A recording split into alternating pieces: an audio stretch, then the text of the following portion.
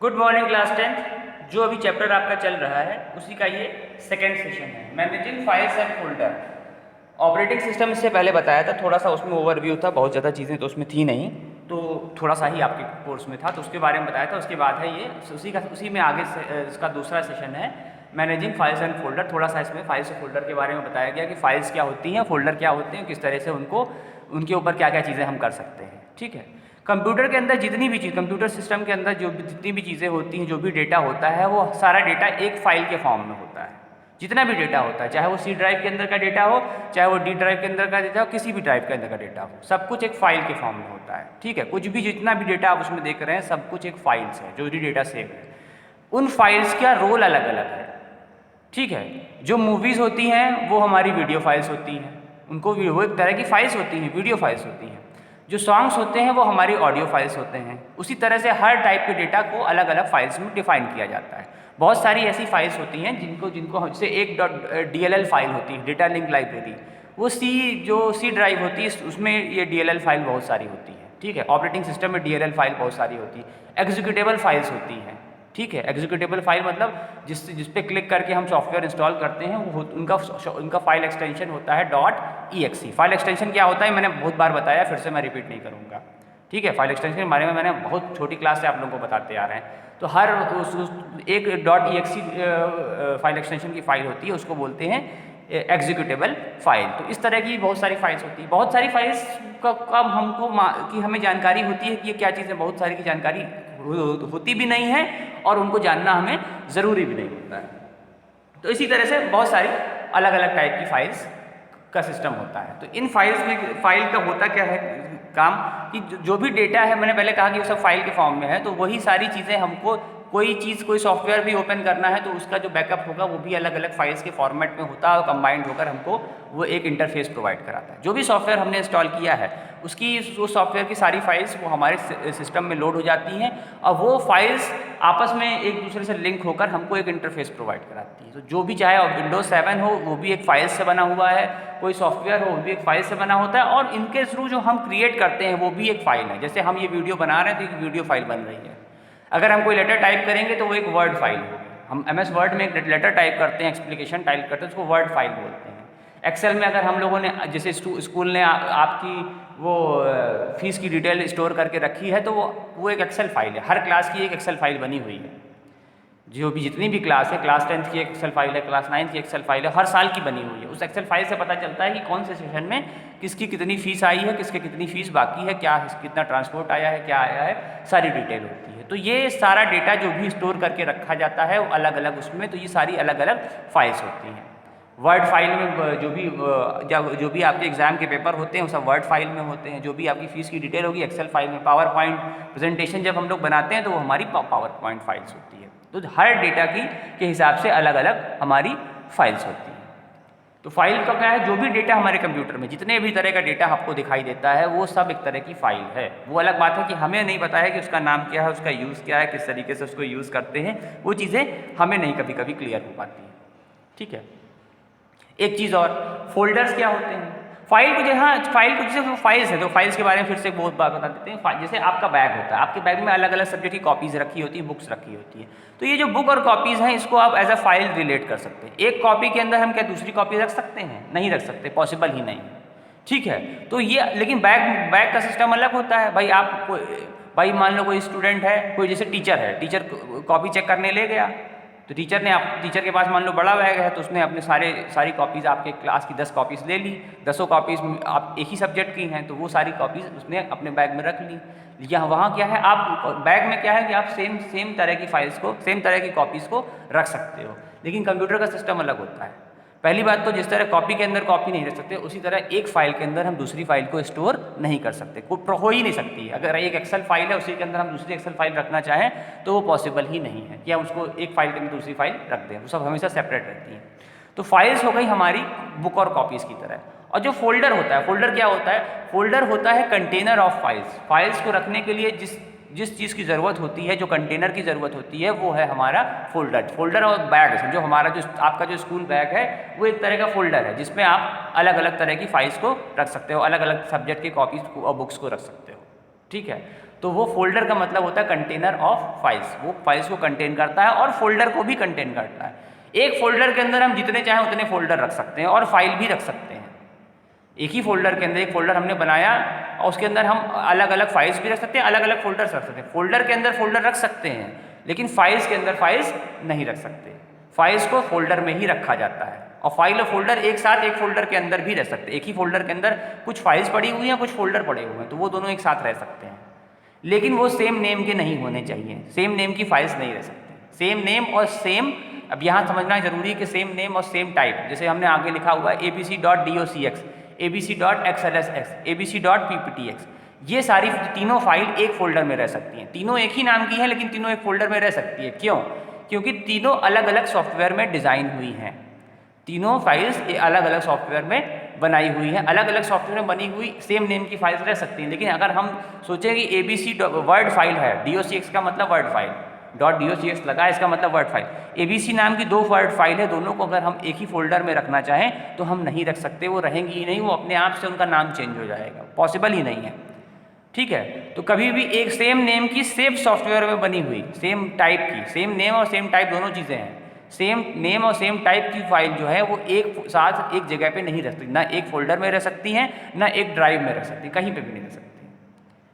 ठीक है, एक फोल्डर दो एक जैसे नाम के फोल्डर भी नहीं रह सकते। हाँ, ये हो सकता है कि एक में कैपिटल लेटर में जैसे एक हो मूवीज़ नाम का फोल्डर हो, एक बड़ा फोल्डर है उसके अंदर एक मूवीज़ नाम का फोल्डर है, एक मूवीज़ नाम का फोल्डर है स्मॉल लेटर में लिखा हुआ, एक मूवीज़ नाम का फोल्डर कैपिटल लेटर में, तो वो रह सकता है। मतलब दोनों एग्जैक्टली सेम नहीं होनी चाहिए, चाहे उसमें माइन्यूट डिफरेंस ही रहे। फोल्डर 1 फोल्डर 2 जितना चाहे उतना कर लो, उससे कोई दिक्कत नहीं है, वो सब रह जाएंगे, लेकिन सेम नेम के सेम एक ही जैसे, चाहे वो सेम अल्फ़ाबेट में लिखे गए हों, मतलब कि अगर स्मॉल लेटर में लिखे गए हों, दोनों ही नाम स्मॉल लेटर में लिखे गए हों, तो वो वहाँ नहीं रह सकते, पॉसिबल ही नहीं। लेकिन सेम नेम की डिफरेंट टाइप की फाइल्स रह सकती हैं। जिसे मैंने 3 फाइल बनाई हैं, ये तीनों एक जगह पे रह सकती हैं। ठीक है, तो फाइल और फोल्डर का कॉन्सेप्ट यही होता है कि फोल्डर जो होता है वो फाइल को कंटेन करने के लिए होता है। आपने देखे होंगे, सबने बनाए हैं, कोई ऐसी नई चीज़ नहीं है, बस उसको चैप्टर का पार्ट इसलिए बता रहे हैं, वरना ये सब बताने वाली चीज़ नहीं है। आप लोग काफ़ी सालों से यूज़ करते हुए आ रहे हो, तो फाइल और फोल्डर में आपको डिफ्रेंशिएट करना पता है। आप लोगों ने फाइल फोल्डर सब क्रिएट करके देखे हैं, कोई नई चीज़ इसमें नहीं है। दूसरी चीज़, कैसे इनको, जैसे हमने एक फाइल सेव कर दी तो उसमें भी उस फाइल को जब भी हम ओपन करके उसमें भी जो डेटा हो उसको भी चेंज कर सकते हैं टाइम से। ऐसा नहीं है कि इसको हम चेंज नहीं कर सकते। हमने मान लो एक वर्ड फाइल बनाई, उसमें हमने कुछ टाइप किया, बाद में हमको कुछ उसमें एडिशनल ऐड करना है, तो उस वर्ड फाइल को फिर से ओपन करके हम उसमें जो भी एडिशनल ऐड करना चाहे ऐड कर सकते हैं। या हमको कुछ उसमें चेंजेस करने हैं तो हम उसमें चेंजेस कर सकते हैं। तो मतलब किसी भी फाइल को क्रिएट करने के बाद उसमें एडिशनल डेटा भी ऐड कर सकते हैं, उसमें अपडेशन भी हम अपने हिसाब से कर सकते हैं। ऐसा नहीं कि एक बार हमने फाइल क्रिएट की उसके बाद कोई चेंजेस नहीं होंगे। दूसरी चीज़, हमने फाइल बनाई है, फाइल के नेम्स भी हम चेंज कर सकते हैं, हम उसको रीनेम कर सकते हैं। रीनेम का ऑप्शन होता है, जैसे किसी फाइल को अगर हमको रीनेम करना है तो हम उस फाइल पर क्लिक करेंगे माउस से और उसके बाद राइट क्लिक करेंगे, पहले लेफ्ट क्लिक करेंगे उसके बाद राइट क्लिक करेंगे। राइट क्लिक करने के बाद नीचे जाएंगे तो उसमें एक लिस्ट खुल के आएगी, उसमें रीनेम का ऑप्शन होगा, रीनेम के ऑप्शन पर क्लिक कर देंगे। उसके बाद जो भी हम नाम रखना चाहें फाइल का, हम उस नाम को चेंज कर सकते हैं। तो फाइल को भी हम रीनेम कर सकते हैं इसी प्रोसेस के थ्रू, और इसी प्रोसेस के थ्रू हम फोल्डर को भी रीनेम कर सकते हैं। रीनेम करने की ज़रूरत पड़ती है बहुत बार, अगर हमने जल्दी फोल्डर क्रिएट कर दिया तो वो न्यू फोल्डर के नाम से क्रिएट हो जाएगा। जल्दी हमने फाइल क्रिएट कर ली है तो वो भी न्यू वर्ड फाइल या इस नाम से, इस तरीके से किसी अलग नाम से क्रिएट हो जाएगी, और बाद में हमको उसको एक अलग नाम देना है जिससे कि हम उसको पहचान सकें। देखो, रीनेमिंग करनी बहुत ज़रूरी होती है। कारण क्या होता है कि जब नॉर्मली आप लोग थोड़ी सी फाइल्स हैं तब तो कोई दिक्कत नहीं है, लेकिन जब सिस्टम के अंदर बहुत सारी फाइल हो जाती हैं तो उनके नेम्स रखना बहुत इंपॉर्टेंट होता है, वरना आप जान ही नहीं। वरना अगर आपको कोई फाइल ढूंढनी है, आपको फिर सारी फाइल्स को ओपन करके देखना पड़ेगा। भाई जैसे ये स्कूल में 5 साल से ऊपर हो चुका है तो यहाँ बहुत सारी फाइल्स क्रिएटेड हैं अलग अलग सिस्टम्स में, तो पुरानी कोई फाइल हमें निकालनी है, पुराना कोई लेटर हमें देखना है, पुरानी कोई नोटिस देखनी है, तो उसके लिए हमने उस तरह का सिस्टम बना रखा है, या जो भी काम करते हैं उन्होंने इस तरह का सिस्टम बना रखा है कि ईजिली वो उस चीज़ को एक्सेस करें। उनको ये पता होगा कौन सी ड्राइव में रखा है, फिर उस ड्राइव में उस फोल्डर में जाएंगे, उस फोल्डर में जाकर उस फाइल पर जाएंगे, तो वो ढूंढना आसान होता है।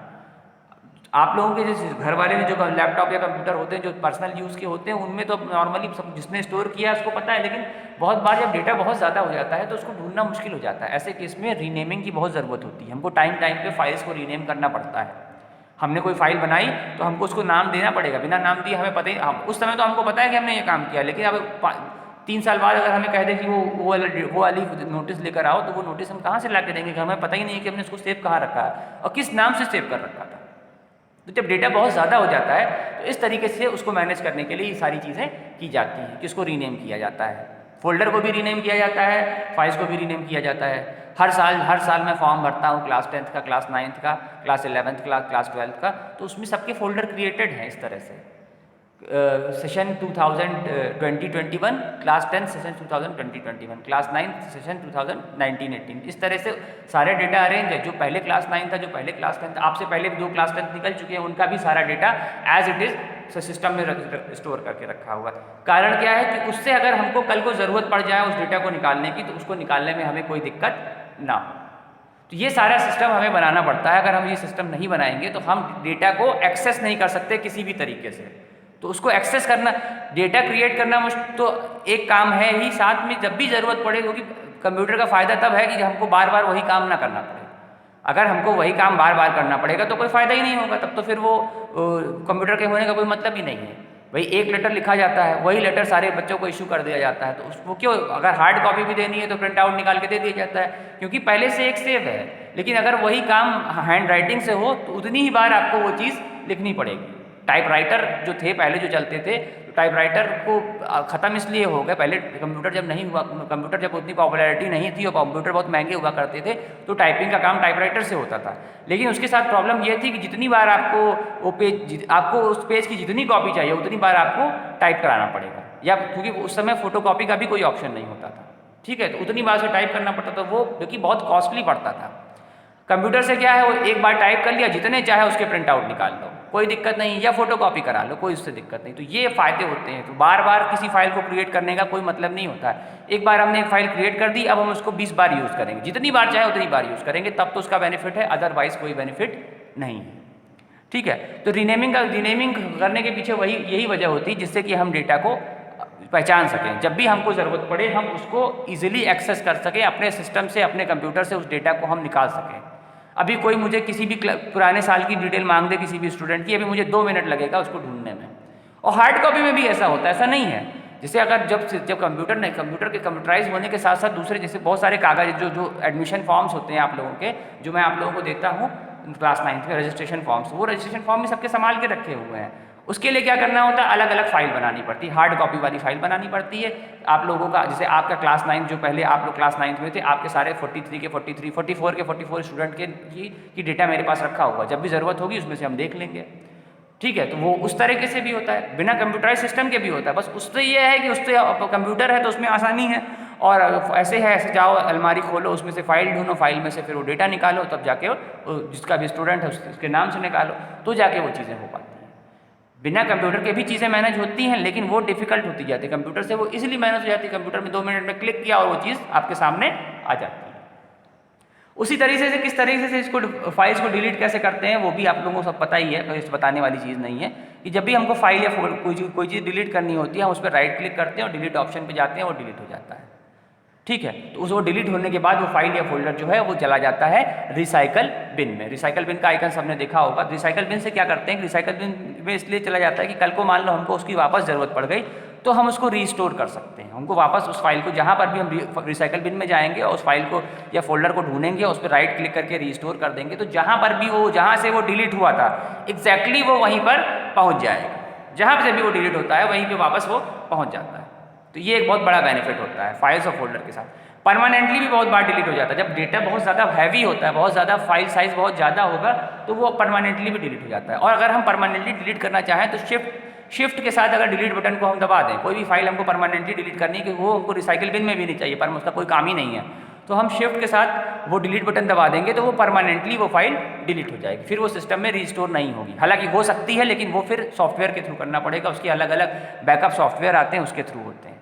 तो नॉर्मली फाइल्स और फोल्डर को मैनेज करना बहुत इजी होता है, कोई मुश्किल नहीं होता है। तो छोटा सा 1 पेज का सेशन है ये, मतलब 1 पेज का ये टॉपिक है, बहुत उसमें कुछ डिटेलिंग में दिया हुआ नहीं है। तो किस तरह से फाइल क्रिएट करते हैं ये सब आप लोगों ने देखा है। राइट क्लिक करके आप जाओ, राइट क्लिक करो और उस पर आप कई सारे ऑप्शन आते हैं, उसमें एक्सेल वर्ड जो भी फाइल है वो हम फाइल ओपन कर सकते हैं, क्रिएट कर सकते हैं। दूसरी चीज़, अगर मान लो राइट क्लिक से नहीं है तो आपको जाना पड़ेगा डेस्कटॉप पे आपको जाना पड़ेगा स्टार्ट बटन पे, स्टार्ट बटन से ऑल प्रोग्राम्स में जाना पड़ेगा, फिर उस सॉफ्टवेयर को ढूंढना पड़ेगा जिसकी आप फाइल यूज़ करना चाहते हो, फिर उससे जाकर न्यू फाइल करनी होगी। तो न्यू फाइल से वो सब आप लोगों ने किया है, मैं इसमें ऐसी चीज़ नहीं बता रहा हूँ जो आपको जानकारी में नहीं है। ये सारा कुछ वैसा ही है जैसे आप लोगों ने पहले यूज़ करके देखा। कैसे आपको पता है कि वर्ड फाइल क्रिएट करनी होगी तो कैसे करते हैं, एक्सेल नॉर्मली यही सब फाइल क्रिएट होती, बाकी कौन सी फाइल क्रिएट होती है। तो कोई भी फाइल क्रिएट करनी है कोई मुश्किल काम नहीं, ईजिली क्रिएट हो जाती है। ठीक है, तो इस तरह से हम फाइल और फोल्डर को सिस्टम के अंदर मैनेज कर सकते हैं जैसे भी हम उसे मैनेज करना चाहें।